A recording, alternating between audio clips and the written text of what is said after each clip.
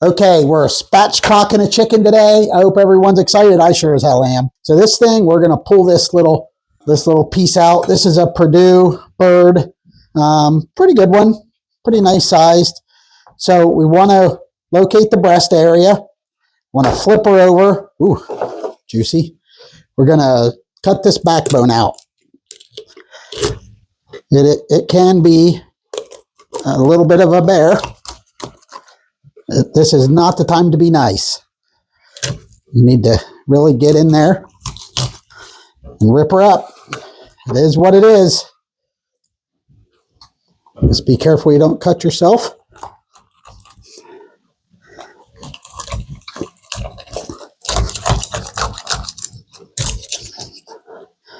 Hopefully you guys can see that, how much force this is taking. Now I see people doing it with shears, stuff like that. I've tried it with shears. I've tried it with, actually I used a metal clippers before. Just doesn't work very well. So there, we got her out. You can see that. I have the garbage over there. So we're gonna flip this thing over. Look at that, nice and simple. And we want to break that down. The goal is, see how it popped out there, We want to make this thing flat. The whole idea here is to get this so it cooks evenly. That's the whole point of the process, because oftentimes the white meat is dry. The dark meat isn't quite done yet. See, I do have this just store-bought rub, whatever you want. This is called chicken. It's called rib rack spice rub for chicken.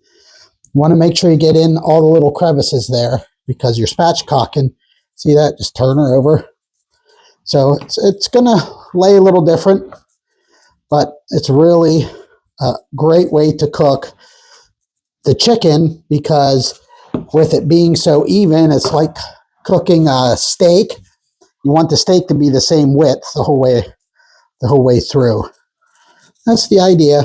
Just want to spice. You want it kind of high so it hits and it spreads evenly.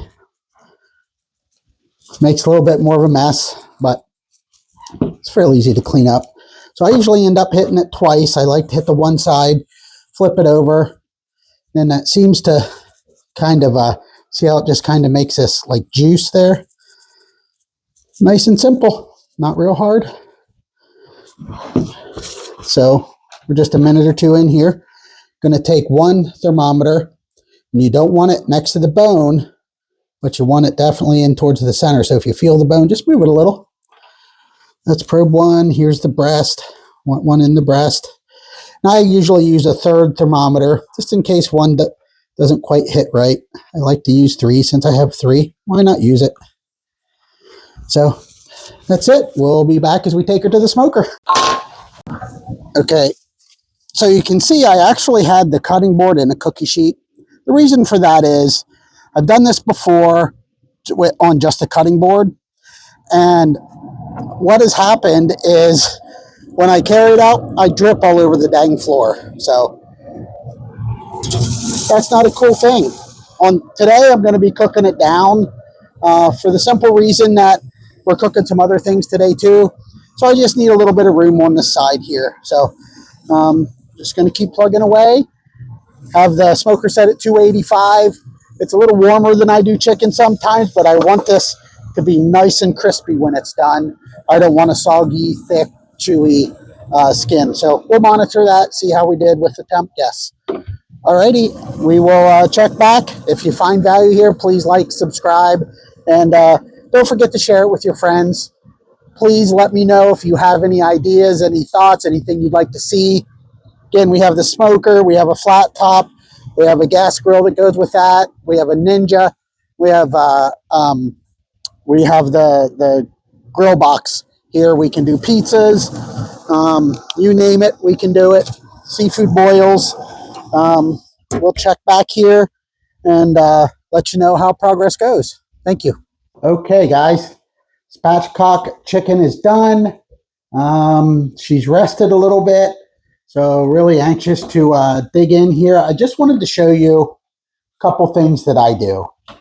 And that is, I did talk about it earlier, but you can see I have a cutting board in a cookie sheet. Reason for that is I'm fully expecting juice, and if you put it on a cutting board, it just runs everywhere. Whereas here on the cookie sheet, it actually will keep a lot of that in. So I'm just going to go ahead and pull these out. Like I said, I used the extra probe. I'm glad I did because one of them actually went dead.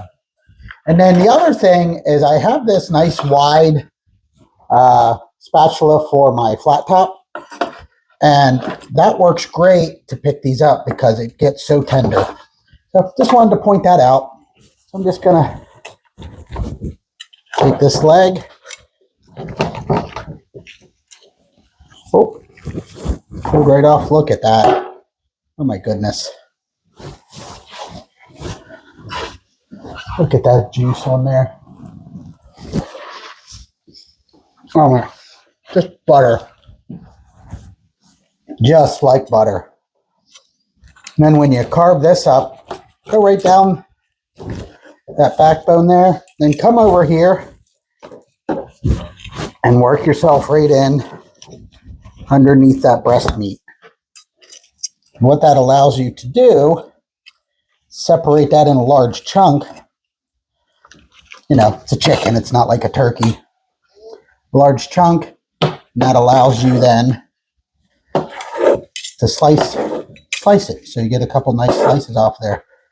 But, you know, this is what everyone does. You want to see this on the video, so I'm just going to show you here. Still pretty hot. Look at the juice there. It's dripping on the table, actually.